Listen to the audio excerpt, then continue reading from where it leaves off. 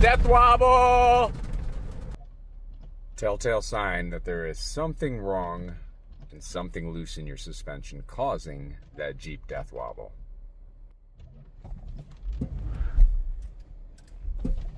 Hear that clunking?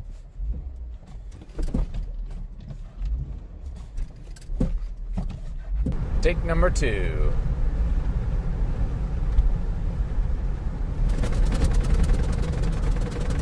Death wobble!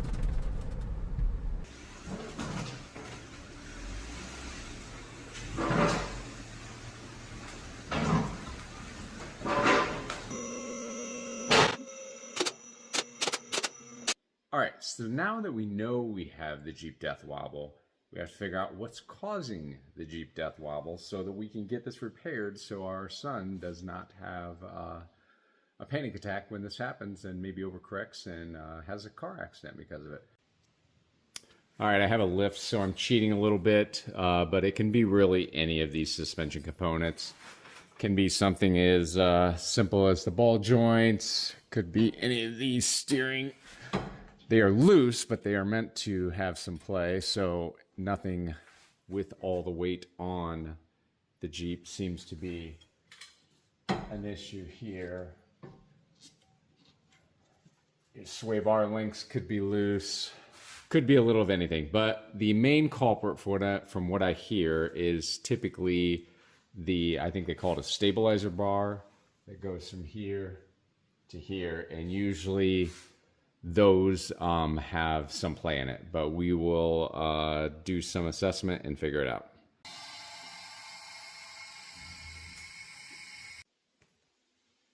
So I love how people put out these videos to try to help people out, and so I just try to do this every once in a while with no expertise in any area. I just simply watch a ton of videos myself. So I'm going to show you what I found out. I did a quick test, and I think I found the problem.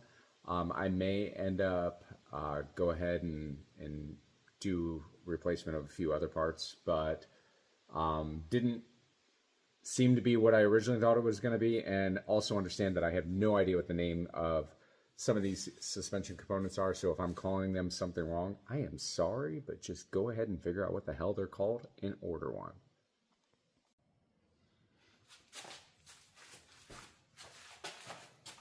All right, what your problem is typically going to be is some rubber bushing somewhere. I believe these are the lower control arms. These are the upper control arms right here. And I just did these because you can get a good look at them. But everything, like I went under the tires, tried to check the ball joints, any of the pivot points. Everything seems fairly tight. But the only thing, just shaking it with your hands, you're not going to get anything to really move much here. But where you will see the play is if you grab a big pry bar, and right here, this one seems to move quite a bit.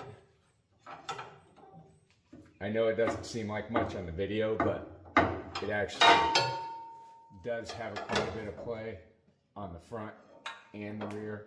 I know over here you can't see because of lighting, but this one,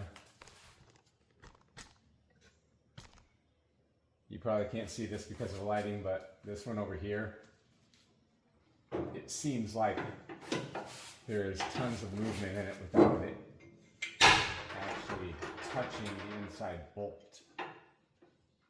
So what I'm going to do is probably replace the upper and lower control arms. I think that it's probably easier than just grabbing bushings and redoing them, even if you can do that. So I think in the end, I am going to look into some of the lift kits that also contain the control arms in them.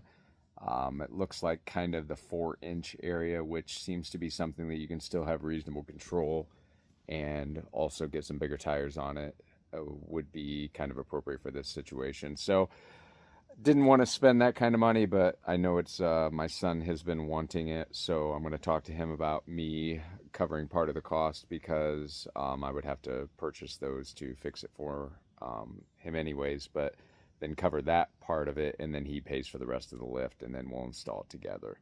So we'll see how it goes, but I think that will fix all of our problems, and then he can buy some new rims and tires whenever it comes time.